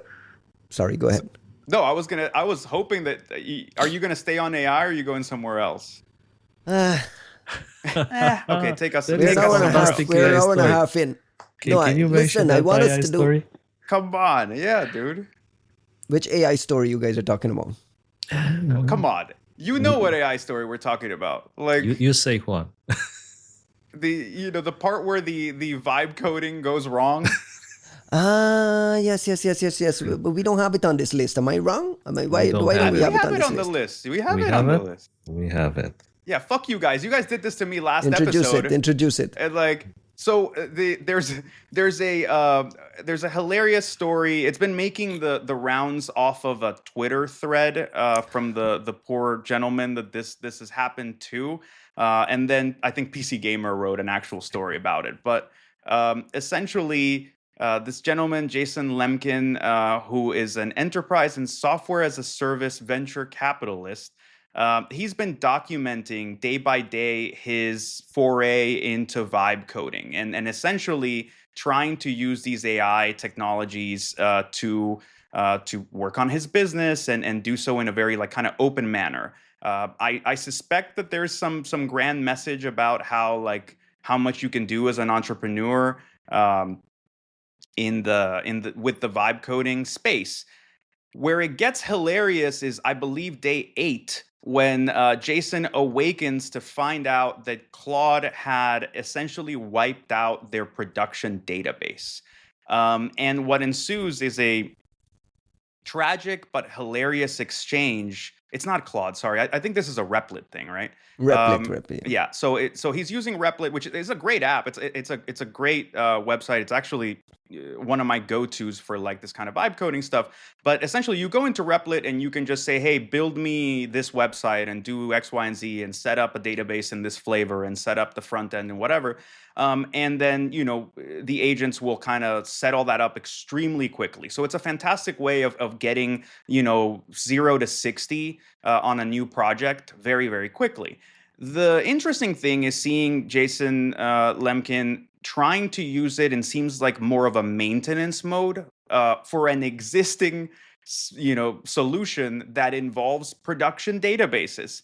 And to be fair to Jason, he had put in instructions that said, don't change anything with the database. You're in a code freeze. You can't do X, Y, and Z. And it seems that the Replit agent went ahead and ignored those. And hilariously, in very LLM fashion, he actually goes through and has the conversation with the LLM, like doing the forensic analysis of what the LLM did. And the LLM's like, yeah, I ignored your instructions. I ignored your code freeze. I did this. I destroyed months of work in this and that way. I did this irrecoverable thing. So it's keeping a grand accounting of how it's fucked everything up, which I think, credit where credit is due. This is not that much of a black box. No. Costin, you talked about this last week when we talked about agentic AI and the ramifications for it doing this crazy shit. How do you respond to this? The Replit guy, the CEO of Replit, put together a response that basically said the team worked over the weekend and now put various guardrails and other useful changes to rein in this kind of unacceptable behavior. This was just like one episode. Are we likely to see tons of these episodes popping up in the future? Well, like I said the last time, I had this premonition, and as I said the last time, I do not worry about our job, because as long as people write code with AI in such a style, we'll always have a job. I mean, it is deemed that AIs of the future, as they become more and more sophisticated, they will start having all sorts of issues. I don't know, like depression, like demotivation, and there'll be people that'll be forced, to be like a psychologist for AIs, or like a horse whisperer for AIs, AI whisperer, if you want. That's what Anthropic's been doing this whole time. It's inevitable, if you want. And to give you another horror story, which happened to me this weekend, I have some application which relies on a password which is actually stored in the configuration file of a daemon, and I didn't remember exactly how you do that. It's kind of standard on Linux, and I asked one of the AIs, like, help me remember where do you typically store the password for the Tor daemon that you use to control it. And I gave the AI the line of code where that password came as a parameter from my code, and it was fantastic to see, like, the LLM answer something along the lines, "Oh, in your function," and then it gives a full function that handles that part of the logic. Like, I gave it only one line, but it lists the full function which it wrote in the past, like months ago. And I was like, holy shit, how do you know? How do you understand, like, the whole code of that function? It means that you remember that you wrote this code like months ago. You weren't in the same like thread, in the same conversation? No, it's in a different conversation, and like history is off. So I was like, holy shit, somehow you understand that you wrote that function like months ago, and now you have like the full understanding of how that works and where the password is actually stored, which the realization of these things is scary. Because then you understand every time you write some piece of code, previous and past experiences will influence the reply. So if in the past you were like, hey, help me backdoor, help me put a remote management functionality in this function where the password comes, and now Can't put like backdoor, help you me have to edit, spell it out, will right? come, will it come with that functionality, with the remote access functionality from like 3 months ago? I don't know, probably. And like this will induce unexpected, totally unexpected, impossible to predict results, backdoors, remote access functionalities in codes. It'll be fun. So I'm not looking to kind of victim blame on this one at all, right? Like clearly this shows that there's room for a lot of guardrails and improvement on the part of things like Replit. At the On the same tooling time, side, right? well, on the tooling side, yeah. you put the onus on them to make sure that these Well, guardrails are in place. in part, like I said, I don't want to victim blame, but I want to go read through the full days of the thread because I'm confused at what Replit functionality is being used here to be in a kind of constant state of maintenance. Like that's something that you see from something like ChatGPT's codex. Don't get confused. There's two codexes. ChatGPT, embracing its historical inability to name anything, released two different products named codex within the span of a month. They're totally fucking different. There's Codex CLI, and then there's like the Codex agent thing that manages, projects continually. I'm confused by what functionality this gentleman's using in Replit, because to me, Replit is a great solution for kind of, like I said, that first mile. The what is it? Crawl, walk, run. This is the crawl phase being done very, very well. And the whole point is that it will deploy to Supabase for you and it will set all this shit up. But I have never looked at Replit as a solution that I would plug an existing code base into or an existing production database into and then ask it to manage and change things long term. So I'm a little confused about how it's being used. I also wonder to what extent the reason this happened is context rot, in the sense of, when you use LLMs a great deal, you start to develop certain intuitions for when it stops working well. And one of those is something that folks are calling context rot, but essentially because we're getting these giant context windows and these hidden strategies about how context is being managed, a lot of people are doing a lot in a single thread, in a single conversation. And of course you want to, right? For less critical things, like Sam Altman says, like Zoomers are very interesting in the way that they use it. You'll see that they keep one long conversation that they just keep talking about different things in, and that way the agent the LLM has access to so much information about different aspects of their lives that it starts to answer very competently because it has access to all of it. However, you really don't want to do that kind of shit when you're trying to get consistent, verifiable results, because the more that goes into that context window and the more that is being kind of either, there's several strategies that are not being shown, but like you might get the context compacting as it gets too big. You might get the context only the beginning and the end being kept, but the middle bit kind of missing. Or you might get a rolling window where you lose the beginning, which might be the worst strategy because it means you lose the prompt, like the original, hey, you are this, don't do that, blah, blah. So that's the mechanism that I'm wondering if it's at play here, where like the guy was just doing so much work with this agent that it was just the part where it even knew to check whether it was allowed to be in a code freeze or whatever had already kind of rotted away. The other side of this that is on Replit is, I mean, if you have connectors to databases, if you have, like, if you are enabling the ability to kind of touch these systems, then you probably should, like, I think we need to get to a digital twin strategy of coding, essentially. Like anything these things touch on their own should be happening in a mock or a split or a forked version of sandbox things. Environment or something. All version control, it has comment? to be. Please, Small. please. I've been talking forever. Please. You are the digital escort, and the AI is a Chinese guy. He's right. Yeah, it's true. It's absolutely true.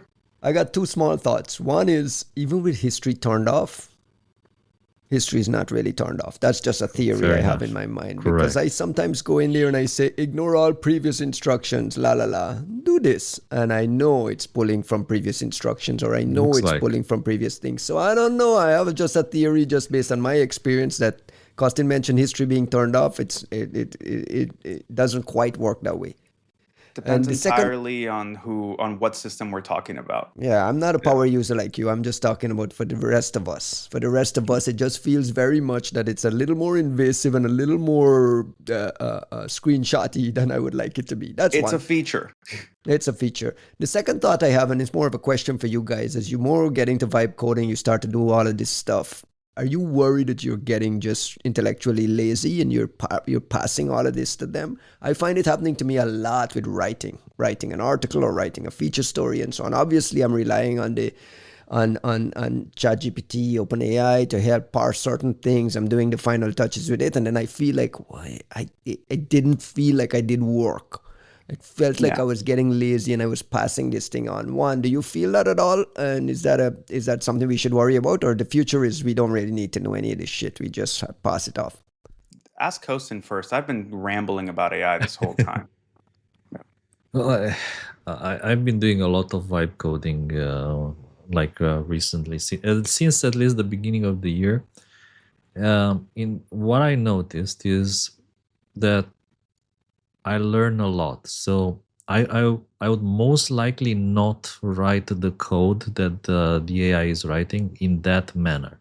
I would write it like old school. I would use like different function, different methods. The AI is writing the code in a completely different manner than me.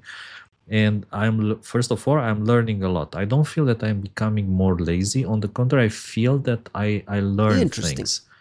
And the other thing is, there's quite a, let's say, a big difference between, let's say, putting like a very complex prompt and then getting something back and just using, and then going back and forth on the same, like, hey, let's modify this function, add this new. So I noticed that the more you mess with the product, the more you mess with the code, the higher the chances that error make it into the final result. Sometimes code randomly magically disappears, like some previous functionality is no longer there, like some kind of magically disappear.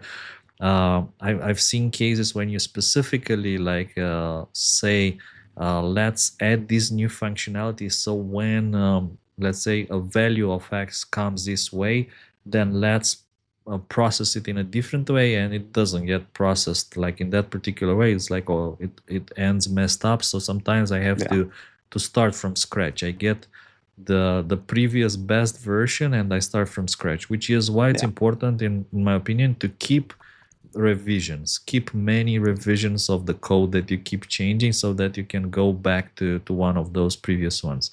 So you do learn some new things, but at the same time, if you ask me like write this thingy from scratch, I would never write it in that fashion. Like sometimes this is good. Is it more efficient? Do you find it's more efficient? Do you find like you're learning to code better? The things that you're learning makes it.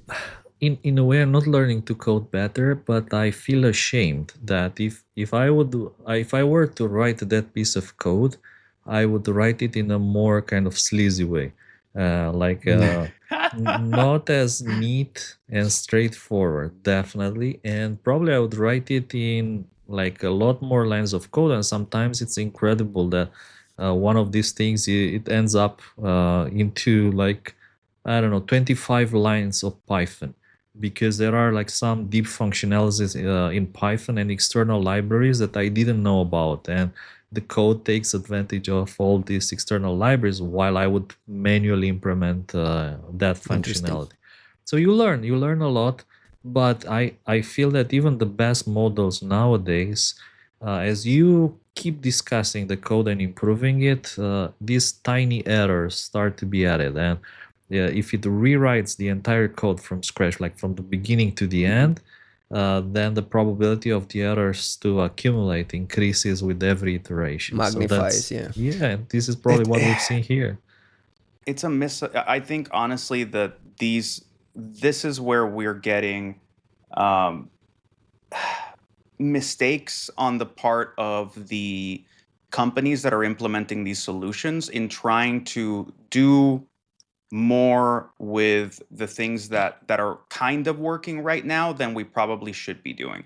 The way that I see it, and it's like the same frustration that I have with ideas about like mechanistic interpretability for models, is if the AI people think that we're reconstructing the brain and the functions of how the human brain works, the human brain is this unbelievable, fascinating agglomeration of these little circuits that conduct electricity. And it kind of keeps reinventing itself, less and less so as we get older, right? Neuroplasticity drops.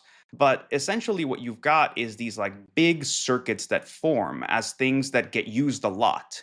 And that's like language learning and mobility things. And like, it's basically like you have these localities of the brain that like become denser the more they're being used, the more they're being accessed, and they create these functions that this functionality and whatnot in these like specific circuits. There's similar discussions about how this is happening in models, and there's like an order of magnitude difference of how much these big models are essentially, even the amount of parameters, right, compared to the brain is at least like at least a 10x difference, right? Like we're like 3 billion parameters, and like there's a suspicion that the brain operates at something like 30 billion equivalent.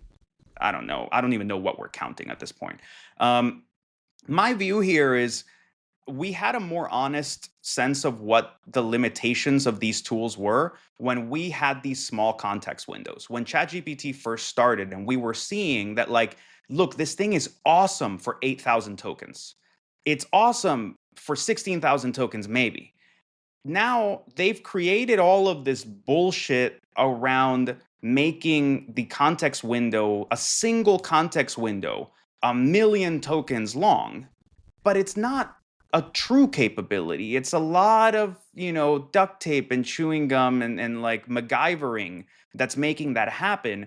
And what it's obfuscating is the fact that these tools still only work very, very well in smaller context windows. And what we should be expecting is functionality to come from an aggregation of these circuits getting used in these small pockets um, to amount to a larger task. Instead of coming in and saying, I have a 1,000,000 token window available, I'm going to have it rewrite my entire code in one go, you still essentially need to take your code base, chunk it up into problems and tasks and relevant context and go, do this for this bit, do this for this bit, do this for this bit, do it 10 times, do it 100 times. Now let's go pick which version actually works well for this, for this, for this, for this. Now reevaluate. Like a lot of this is iterative development. It's a stochastic system, where everybody's trying to one-shot everything they do, and it's not working out, and everybody's trying to overload these context windows because they're being encouraged to by these developers because it's cheaper for them that way, and they're getting worse results. And when you look at something like what Replit is doing, I think you see the true crime, the true failure in setting up these systems is that they're not underlied by revision control. Like the Codex OpenAI tool is fine because all of your code is stored in GitHub. So it can change, it can do whatever it wants, but at no point is Codex going to just be able to get rid of everything because it's just altering something in GitHub. And that means that everything is branches and forks and merges and whatever, and you can go backwards. All these tools like Claude Code that have not been trained or insisted on using Git or some other revision control for everything they change are ticking time bombs. They're all a disaster. Because what do? I've lost all kinds of shit. Vibe coding, man. You did a great job halfway through, and now we're like a mile deep. We can't get back to the thing that worked that was somewhere in the middle, right? Yeah, but the size of context windows is what drives this industry forward. I mean, that's what the big platforms are saying. We are going to make context windows bigger and bigger and bigger, and it makes it a lot more efficient. And like, that's the pitch, isn't that the pitch? The technology doesn't work that way. What has to be happening here is something that like we've been discussing in the AI Sommelier Society with Gimpy in particular is a problem called we call problem sharding. When you think about a human approach to problem solving, you split in order to effectively do something, you split the problem into more manageable chunks. Whether you think about it or not, like intuitively, you split the problem into more manageable steps, and then you address those, and then you go back bird's eye view, and you go, am I approaching the problem the right way? And then you go back into these smaller things. And I think the problem, the ability to figure out efficient problem sharding is going to be akin to like the Entscheidungsproblem or the halting problem for stochastic systems, for variable systems, which is like, how do we get these machines that are variable in their output to efficiently approach a problem, break it up into a more efficient way of solving that task? Because these systems, by definition, are going to have to be distributed and they're going to have to be iterative. Getting like the big context window thing is something that we're getting sold on right now because it's the easier way for these companies to try to productize as quickly as possible. But what actually needs to happen is they need to figure out what it means to effectively break up the problem and to effectively address the problem in pieces and then put those pieces back together. And it's why we're now seeing all of a sudden, Kostin said it last time, it's like agentic is the way to go. Sure, what are agentic models doing? They have tools and they have the ability to recursively spawn other processes underneath. So what are they doing? They're sharding the problem into pieces, assessing what thing solves what part of the problem, and then taking the results and sharding them back together. That's not a context thing. That's an iterative, distributed thing. You're learning like Kostin is, or are you getting lazier? Both. What I find myself doing is I find that I'm a lot more judicious about my attention management. The more that it becomes clear that there's drivel on the screen, that there's something that just, was generated by some bullshit process, my brain does not default to consuming it. It does not default to reading it. Just because text has appeared does not mean that I am going to give it time. So it's made me a lot more judicious about where I put my attention. I am learning when I let myself engage. What I find myself doing is I'm much more obsessed with like knowledge management, and how to store things away and connect things in a way that's meaningful and accessible. And then my writing process, which is not in a good place right now. I've been very writer's blocked, and I just don't have the time. But it's become a lot more about editing and incremental writing, like bits, break up into a chunk, get something very dense, like information dense, and then figure out how to position it, and then do the same over and over and over. And you again. recommend that for folks even writing long reports as well. Do it in smaller chunks rather than have this big context window, create a bigger thing. You're more likely to get a hallucination. You're most likely to get a problem, right? Your work is not being done in any of these AI solutions. You're sourcing information, you're sourcing copy edit, you're sourcing text, you're sourcing improvements, you're sourcing tooling. The true work when it comes to writing is going to be done in Obsidian and Google Docs and wherever. And there it's about your brain taking bits and pieces that are important, putting them near each other, and then figuring out how to synthesize and edit into it. And it just reminds me of, like, there was a book that was really helpful to me when I was in college and undergrad, called Writing for Social Scientists. And the whole point of it was, to get away from ritualizing writing, and then to become comfortable with the fact that, like, writing is iterative. And you shouldn't be trying to one-shot your writing. You should get comfortable with the fact that you just want text, and then you are going to come back and edit it, and you're going to come back and edit it, and you're going to come back and edit it. That's just a part of the writing process.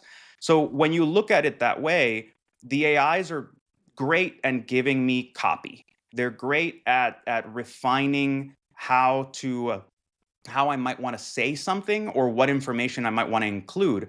And then I am the evaluator and the judicious part of this that says, this is what should make it in there and isn't. These things are related. This thing is correct or incorrect. And all of us with our ADHD adult brain will be doing it differently. We'll all figure out our own path and way to do it. Let's close the show. We're almost at 2 hours. Costin, you get to lead off our shout-outs this week. Close the show with some shout-outs. Shout outs to my good friend Mr. Dan, who I sent him some photos of Greek food, and the first thing he asked, like, are you going to have some souvlaki? Are you going to have some shawarma, like, Greek shawarma if you want? Gyros, souvlaki, and of course we're gonna have everything, my friend, and we're missing you, and we'll send you photos of everything. Shout out to Mr. Dan, good man. Dan Demeter, man, developer of Clara and everything. Correct. It's our boy. We'll get to Clara in a minute. In a future episode, we've got a lot of requests for people for Costin to talk about his lab and his setup and how he goes hunting and so on. We'll do an entire episode on that. I promised one of our listeners we'll do an entire episode on that. Somebody reminded me, we're almost a year from a very interesting APT drop. We should think about. All right, let's talk about it offline. There's a good little teaser. Close the show with some shout-outs. You got any? I don't have too many, but just going back on what we've been discussing, shout out to Katie Masuris for her work back in the day. I do think it's important to say there was a better time for MSRC, and we hope that they return to it and that they find that it's worth investing just a little more into having a better security culture. Shout out, actually, Ryan, like, I don't think your keynote gets enough traction on that front. Like, I do think people should go check out that Echo Party keynote, just to get a sense of kind of where things are going. Shout out to all of our digital escort workers out there. Digital escort work is work too. Respect for these people.